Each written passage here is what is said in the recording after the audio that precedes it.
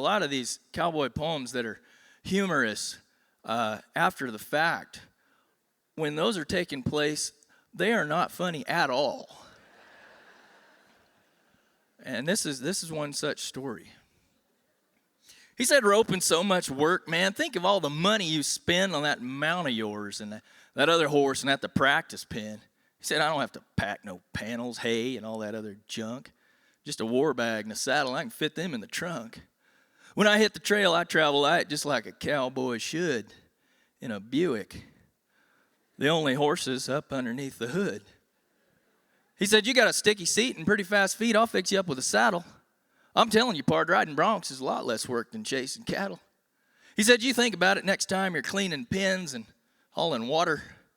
I'll be sitting down at Denny's with that pretty rancher's daughter. Well, it's the classic cowboy event with horse and rider like a dance. History's quintessence, the true Western romance. It was an investment in my legacy. I'd leave a picture for my kids. That's old Dad there in the saddle. But you'd swear it's Casey Tibbs. He said I'd be a natural. Swore I was built just right, so I boarded my first bronc one summertime Saturday night. All right. Turn your toes out, not just yet. Make it like a jockey with your knees. Keep them right here underneath the swells and maintain a kind of squeeze. Lean back, lift on your rein. Keep your chin tucked to your chest. Charge the front end with your spurs, and when she bucks, she'll do the rest.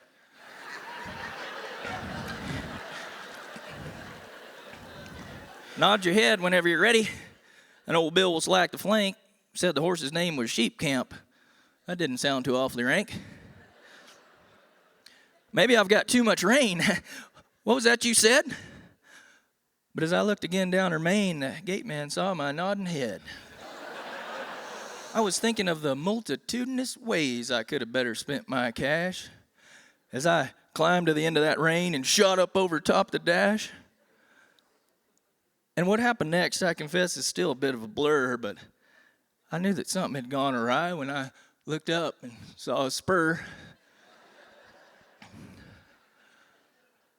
I did my final check for landing. Just before I hit the ground, I realized I'd hung a pedal. And so began the second round. She bucked and kicked to beat the band. Another lap she'd go with a ghost rider in the saddle and a loopy there in tow. How long I'd be able to evade her hooves, there weren't no way of telling. I just closed my eyes in desperate prayer, both arms around my melon. I could almost read my tombstone. I sure thought the end was near. Here lies a gent who should have been content with roping steers. At last, she mercifully stepped on my belt, which helped liberate my boot. She dropped me like a sack of maize with a raised tail salute.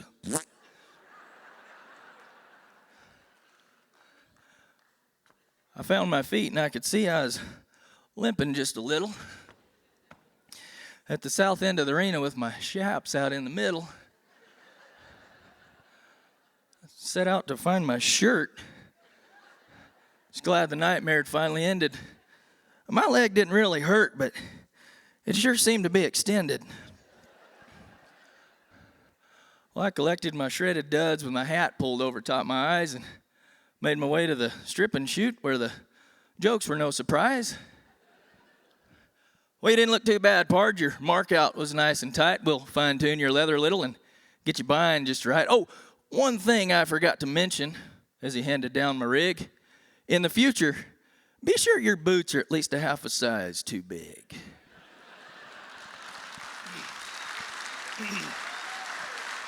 Thank you.